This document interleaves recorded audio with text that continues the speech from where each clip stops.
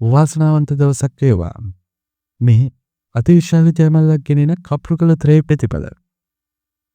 ජයග්‍රාහී කප්රුකාද 2026 ජනවාරි 10 සෙනසුරාදා දවස.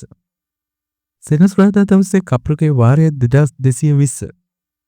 අද දිනේ ඔබට දිනා ගැනීමට 61 කෝටි 92 ලක්ෂයකට අධික ජයමල්ලක් ගෙනල්ලා තියෙනවා.